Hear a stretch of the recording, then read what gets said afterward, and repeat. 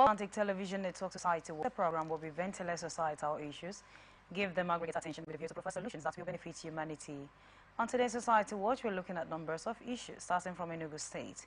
Community hold hands over General Hospital to deity from men kidnapped women due for delivery.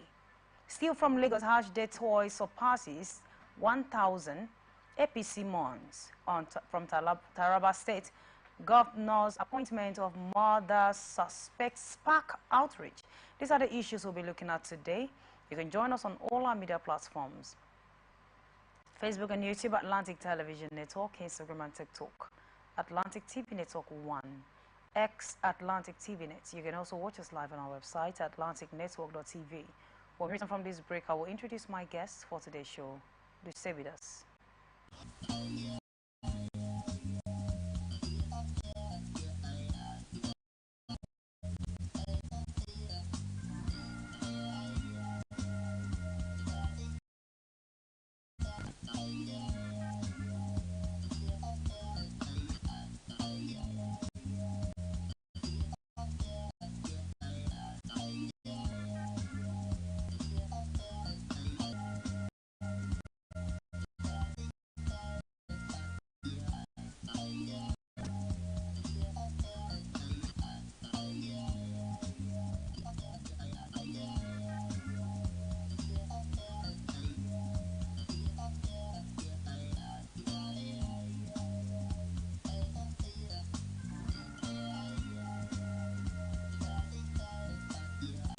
From the line across the ocean to the land beyond the mountains, through the Sahara, we bring on-the-spot news, live analysis, expert discussions on trending stories in politics, business, socio-economy, sports, and documentaries.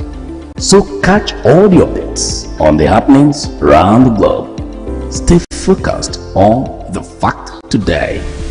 Only on ATN. Every day our lives are changed by history. We are one people, all of us. Leaders, politics. Nobody's ambition is what they blood. I have fought very firmly. Natural occurrence, war, and the world economy. I belong to everybody, and I belong to nobody. ATN covers it all on ATN Politics today.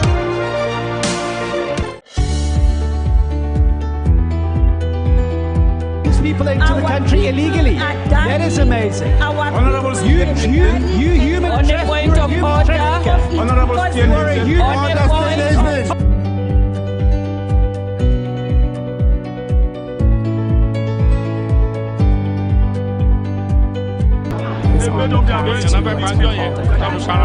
So no agreement with the EU, but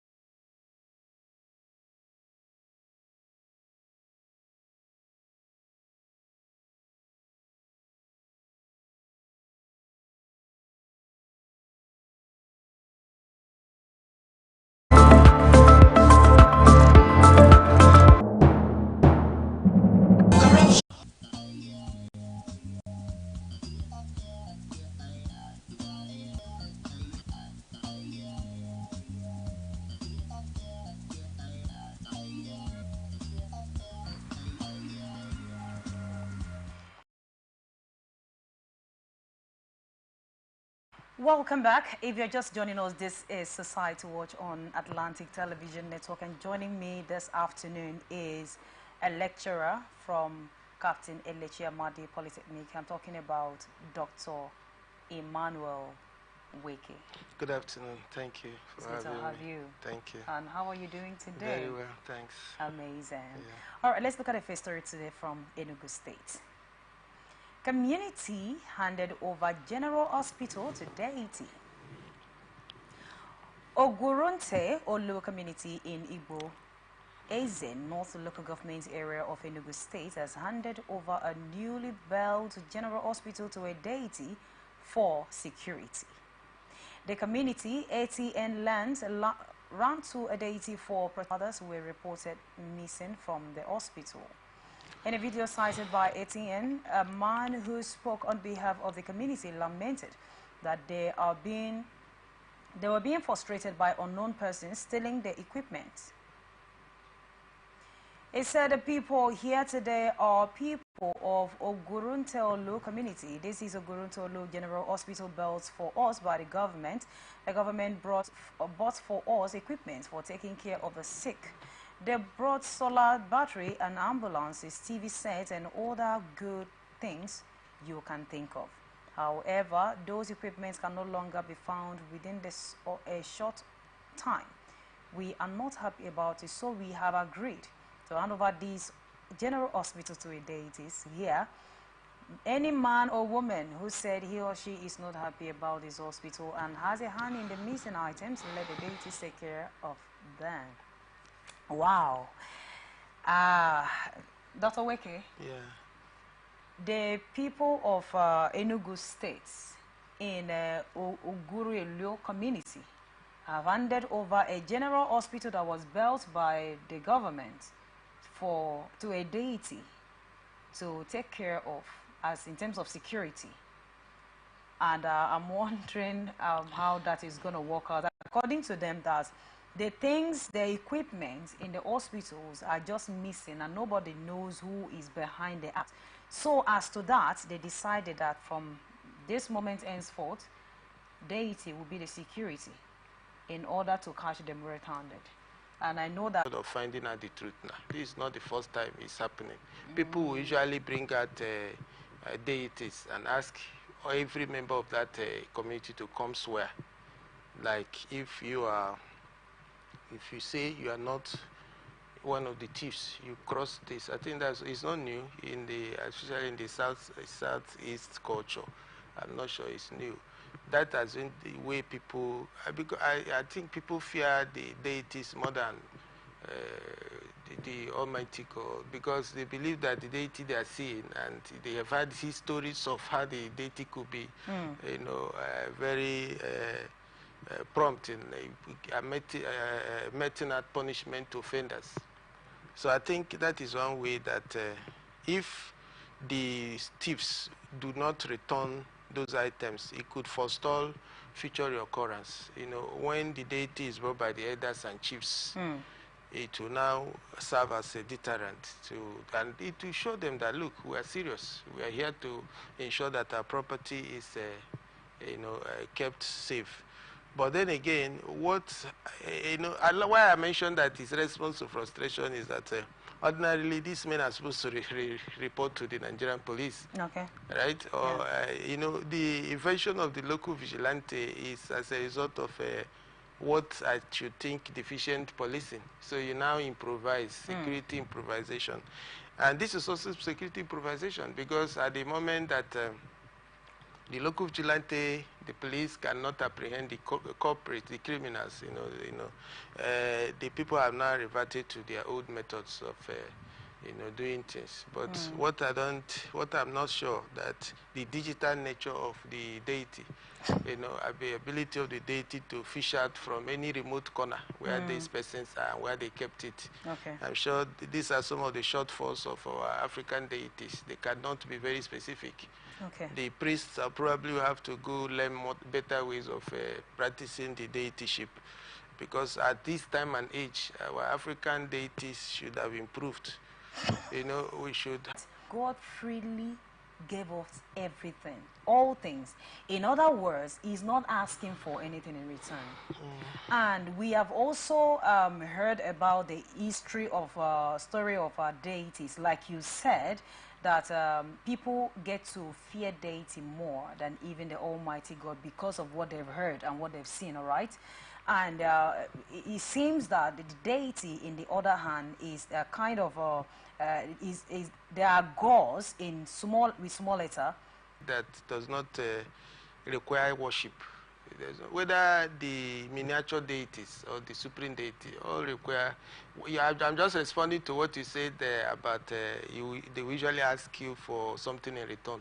That is what we have heard. You know, you remember you said that people get to fear these deities. No, I wanted to say that okay. Whether God, the one that the refined worshippers, whether Christians or Muslims worship now, it's a give and take thing. He has asked, you must worship him now. For you to call him your God, you must go to him in adoration of worship. You must give something now. You cannot be a worshipper without sacrifice. All right. So you know, we are not looking at, see, these gods have their procedures. Like, this is what you have to give for us to even respond, for the priest to begin to see prophecies or see visions. Are you get what I'm saying? Now, in the churches too, there are processes, there are some places you have to start playing a certain kind of music before the prophetess will be moved to begin to prophesy to worshippers. So every deity has its own procedures. So we are not querying them. I'm only saying that that introduction is especially on the fact that our physical security has failed us and that our people now are introducing our African educationists. And okay. I learned about African educational system and then African culture. There is no African worship that will require that you bring a human being. Okay. If not, our great-grandfathers who had one deity or the other to worship would have killed our fathers. All right. But they are still there. So we should not look at, allude that criminals who do certain fetish things are practicing our culture. Our culture, African culture, does not require that you bring human beings to sacrifice. And then that human being, that sacrifice will not turn to money. Okay. So we've always heard of criminals doing some foul methods that we that apparently genuine humans might not know the modus operandi. Okay. So, but our own is as decent as any other kind of religion people talk about. It's about the African traditional. All of us now, most of us have left the culture, the religion of our people for another culture of religion. But what I'm telling you is that Africa has a domiciled culture of finding out the truth, of going to justice. Okay. So, and they believe more that our deities, our gods, will prefer us the truth and justice as quickly as possible, rather than the, what do you call it? Is it the contemporary way of doing it? You go to court, you stay like 6, 7 years, 10 years. At some point, you might not even get justice. So here, be rest assured that nobody would go to that hospital again. Who wants to die? All right, all right. Yeah. And you think that this is not going to also affect the services in the hospital, like patients going to this hospital? No, are they going to block the hospital? They operate from behind the scene. Okay. Right? The gods will be invited for a definite action. Okay. Like fetch us the thieves. Okay. Or when they steal, let's know who the thieves are. I'm sure that's what they're talking about. All right. Because what is important to them is the hospital. Okay. They are not saying, they are not even saying that hospital should go, that the deity will not heal us. No, they are saying that protect what government has brought to us. That's what the deity will do. All right, that's amazing. One that shall never end. All right, let's look at the next story for today from Lagos State. A pregnant woman identified as Ogunbomi Lateef has reportedly been kidnapped by armed men in Ogun State. Ogunbomi was said to have left her home in Oke Lantoro for the State General Hospital Ajayi, Abeokuta, before her reported adoption. Her husband, Ogunbomi Lateef, was also reported to have received a WhatsApp message notifying him for his wife's kidnapped by these adopters. Confirming the incident on X in a statement on the X handle, a spokesperson for the State Police Command, Omolola Odutola, said the adoption has been reported to the command. Oduto Law wrote, one Orugbumi Latif of Oke Lantoro reported that his pregnant wife due for delivery left home for State Hospital Ejayi, Abeokuta. He received a WhatsApp message confirming the adoption of his wife by unknown armed men. Wow, this is a pity. The woman in question is due for labor. And of course, she actually went to the hospital for the necessary things, for the necessary processes. And now the report has gotten to the husband that she has been adopted. And I was thinking a woman that is due for labor is not supposed to even, walk to the hospital alone or go to the hospital alone. Though they did not mention if she was with people or not. All we know is that a message has gotten to the woman. And I can imagine the pain that she will be going through right now in the kidnapper's den. What do you think about it, sir? This is wickedness taken too far, or criminality takes point. Will you have enough to be called rich?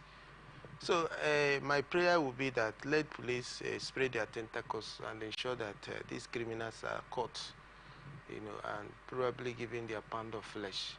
For somebody to, that was the same way everybody was carried. Every woman should be respected. You know what it takes for a woman, another human being to carry another in the stomach, and you, a human being, will add to the woman's sorrow, pains. You also look at the hygiene condition.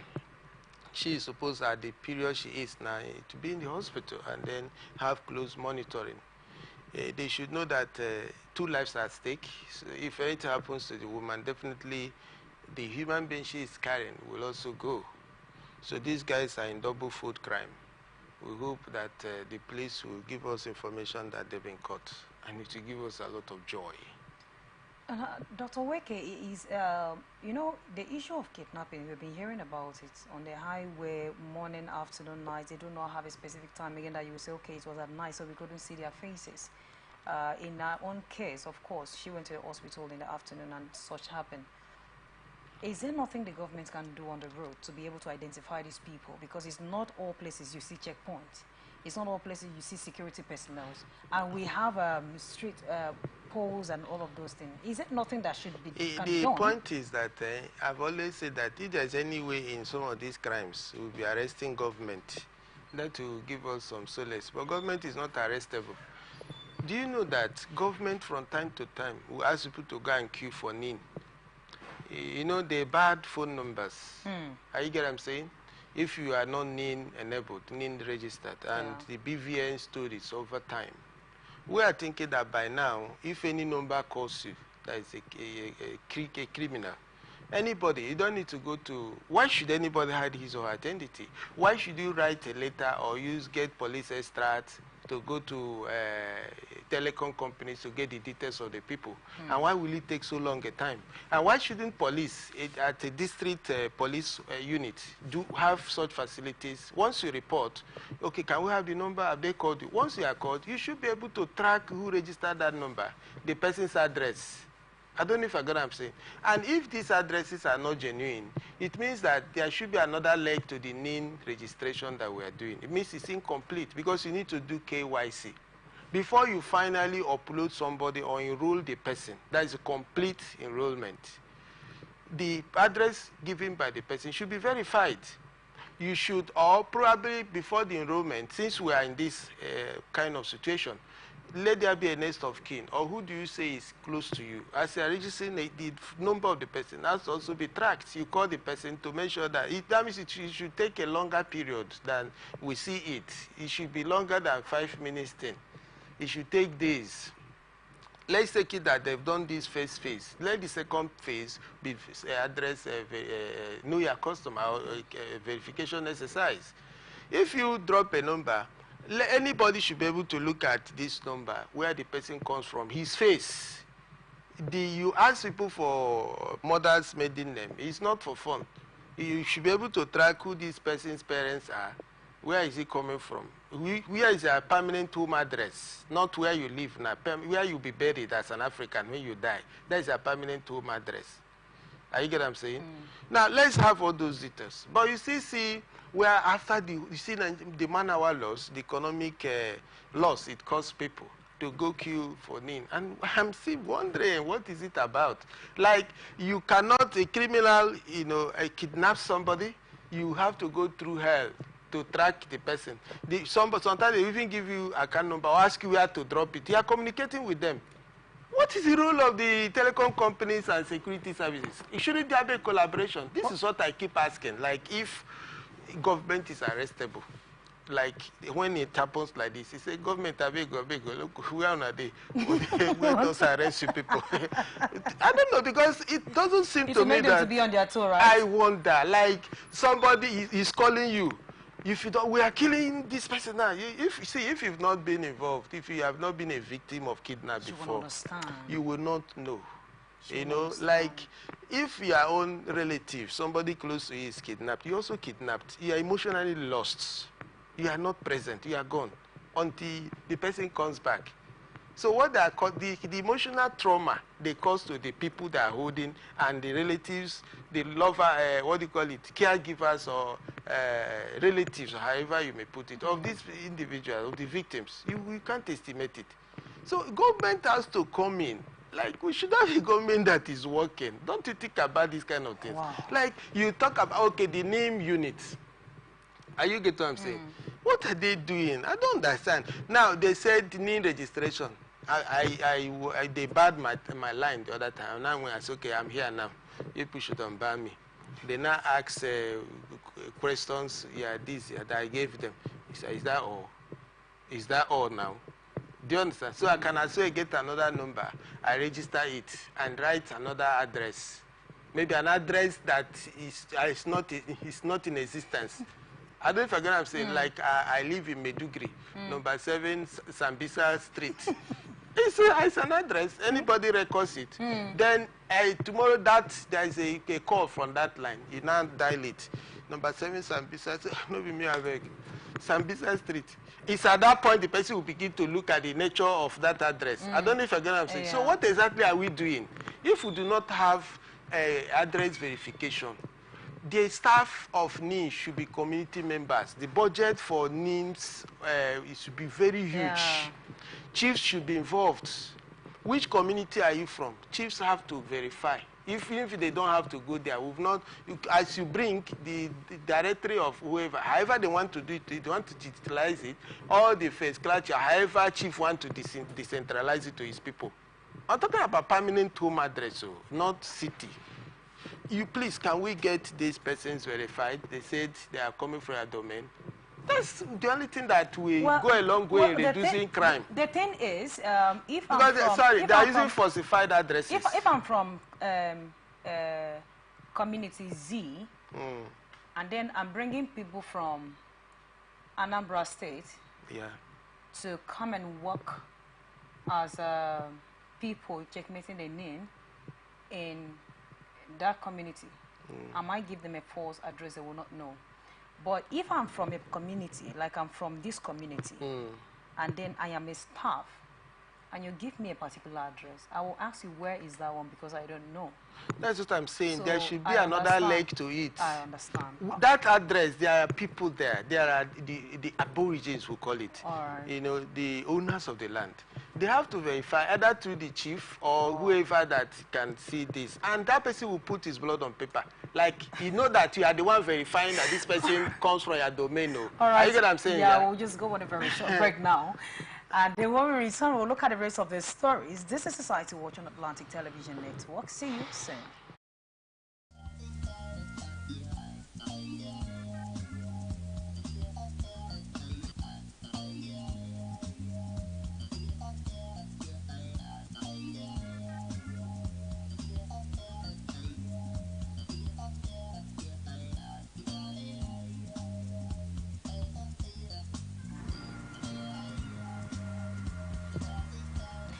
Welcome back. If you're just joining us, this is Society Watch on Atlantic Television Network, and I still have Dr. Emmanuel Weke in the house with me in the story. I mean, in the studio. I think I'm trying to go to church right now. Yeah. Okay, the rest of our stories. Let's look at another one still from Lagos State. The Lagos chapter of the All Progressives Congress on the date of its Welfare Secretary Halaja Ramata Bankole who passed away while performing Hajj in Saudi Arabia. Described as a dedicated party leader, her death was called shocking and unfortunate by APC's publicity secretary, Sayer Oladejo.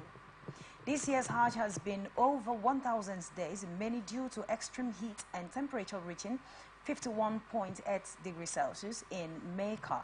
The tour includes 2 pilgrims from Kwara State, Salaman Alade and Ajishat Olagele, raising from total numbers of deceased Kwara pilgrims to 4. Wow. Dr. Weke, of course, you know that about 1 million, let's just say 1.2 million Nigerians actually went out for pilgrim this year. And the scorching heat over there has actually claimed a lot of lives. It has gotten to 1,000, and APC that are mourning. Does it really worth putting life in the line for? What do you think about this? The first thing is our heart go out to these the families of the dead. We have been sympathizing with them. We sympathize with them. You know, we mourn with them at this moment of grief. I will hope that they take solace in the fact that they were doing the work of Allah, and we believe that Allah will grant their soul repose. So, having said that, I can only say that we should not be too much in a hurry to attend religious tours. Let's combine it with technology, with information, because I'm sure the state of Saudi Arabia must have released the weather forecasts, you know, climate predictions within this period. Are you with me? Yeah. So why the hurry? Why would they insist to go? The heat waves that had to take the lives of 1,000 pilgrims. So, but I'm sure even if they had the weather forecasts about the weather situation in that place, I'm sure since they are so staunch believers, they would have still gone, believing that Allah will protect them. And we know that Allah giveth and He taketh. And we believe probably this time He has taken. And we can only continue to pray for the repose of the souls of these believers. Wow, talking about the weather forecast, of course, it was out there, and they told them that none of them should go out without umbrella, and they should also make sure that they're taking enough water and have enough rest before the sacrifice. I'm sure that this set of the unfortunate persons actually carried out the necessary measures, but it's quite unfortunate that they had to go this way. So do you think this will have a way of affecting the next one that will come? Because of course, I know my husband said something that irrespective of how accidents occurred in a particular place, it doesn't stop people from traveling along that route. Yes. It doesn't stop people from moving. No matter the plane crash, people will still enter plane. No, yeah. So do you think this will have a way of looking at least first thing to check, meet their health status before they even move? No, not even health status. This is an extraordinary item. The heat wave is a natural incident. You understand? So what the advice would be that in the next turn of event, in the next round of Hajj visits or whatever it is, they should take precaution. Like if the wave, they should know, even the Hajj administrators in Mecca, they should devise ways. Are you getting what I'm saying? Can there be improvisations? Can it be postponed? When the waves are done, when the heat waves are done, you know, it can be a call, probably from the mountains, or however it is done. Let pilgrims begin to come, and probably not in. But again, we can't, because these things are culture-based. It's like it's doctrines. These are indoctrinated mentalities where people don't operate based on discretion. It's already like a standard, so you have to follow it, and it's also calendar-based. Are you getting me? And I'm sure it will be very, it's very infidel-like for somebody to begin to say that you postpone the date Are you get what I'm saying? Yeah. So we can only continue to pray that Allah will protect, His children in the next event. And just like you have prayed. Yes, may Allah continue to accept their souls. But irrespective of the calendar, I believe that whatever thing that is written on the calendar, it was pinned down there by people. So if situations are beyond control, it's just like maybe having a serious earthquake in a particular place that you want to go and pray. No. Will you say that you still want to go and pray despite what is going on there? Because this weather, this heat, it was really, they were talking about it daily. Raising to 51 degrees Celsius, they were alarming it that this is really tough for human skin. But they still proceeded. Don't you think they have to devise another measure of doing this, like you said? Well, let me just give you another juxtapose. Christians do remembrance of Christ's birth on 25th December. It's not postponable. We may not have to say that we'll postpone it. I'm just equating it now, right? Or the Easter period. That period is sacrosanct. I'm sure there are some Christians you will never attempt to tell not to go to church on Easter. Okay. They will think they've committed sin. Are you with me? Yeah. The same thing, even the crossover night, that Christians go to cry to their God and ask Him to help them in the coming year. So if you stop them from going, certain persons, there have been predictions in around some quarters that there will intelligent reports in some days, some period, that there will be attack in midnight of a 31st, and people still went outside to believing that God will protect them. But I also know that so many churches, all right, so many denominations, I'm talking about Christians now. Yes, we are not disputing the fact that 25th is a day of celebration, but now there are some days that we decide, everybody stay in your house and do what you want to do. I also remember a particular denomination that they were supposed to hold occasion, a crusade somewhere in Abia State, but a message came that some group of persons are planning to attack in order to be on the safe side. Because you need to be alive to be able to do another event. They have to, counsel it. They have to postpone it. So I believe they can stay at home and do this thing. All of this, none of them died in the house. It was in the process of carrying out the sacrifice. All right? Like you said, maybe they would have stayed. Then from the mountain, they would tell them, okay, you can now come. No, like we're only trying to... We are trying to look for a solution. No, we're not... You can't provide solution to this. This is a standard. This is a way it is done. So this is a tradition. Can you advise them? No, the only advice is that, like I said, this is highly spiritual matter.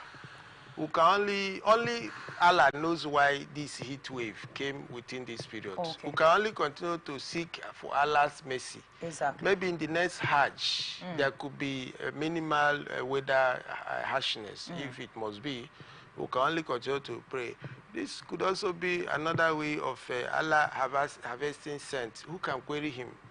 He knows it, from the beginning. So once again, and on a conclusive note, we wish their soul repose. Yeah, we sympathize with the family once again, and we hope that the Almighty Allah will comfort those who lost their loved ones. The last story for today. Governor Kefas Abu of Taraba State appointed Shaiban Tekari, who is wanted for alleged kidnapping the mother of the State House of Assembly member Hosea Abi to his cabinet. Ibi was kidnapped and murdered in 2017, and Tekari, the former chairman of Takum local government, was implicated. The appointment of Tekari has caused outrage with accusation against Governor Abu of sheltering suspects from justice. The police are actively searching for Tekari, who is believed to have left the state. In response, the Commissioner of Information, Zainab Jalingo, stated that the Tekari's appointment has been withdrawn pending court judgments. A man that is wanted, the Tekari in question, since 2017, that arrows have been pointed at him, fingers have been pointed at him, that he is alleged suspect for the House of Assembly member of the state, Taraba State, who was kidnapped and murdered in 2017. And then the governor is here appointing him into his cabinet. Is it that the governor is not aware? Is it that he didn't hear about the story? Because as a matter of fact, we are speaking, that he's still wanted. He's still on the wanted list. So why did he even make that move in the first place? What do you think about this? Even though they said it has been suspended till pending the court judgment. I'm sure the stoppage came from public opera. And then I'm also thinking that the governor acted in the manner that of civility, in the sense that it's only the competent court of justice that will declare somebody a murderer or a kidnapper. From the stories we've heard now, the man has not been tried in any court. So the governor feels that this person is still a constitutional citizen, having not been declared a criminal by any court. So, and there might be other content of this man, that the embedded resource in the man that the governor will want to extract, to help him do what he wants to do in government. He might not be, he's allegedly a kidnapper and then a murderer, right? There could be other talents. You know that the general personnel manager of any state, as well as the chief security officer of any state, is a governor.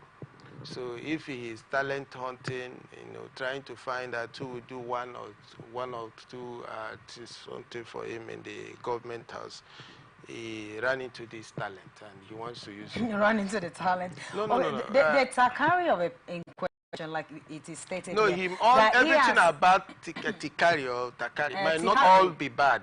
No, we're not saying it's bad. We're not saying it's bad, all right? So he has served as a chairman of Takom Local Council before this thing happened.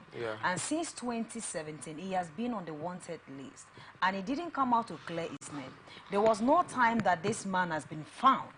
And then only in 2023, he's been appointed as a special advisor to the governor.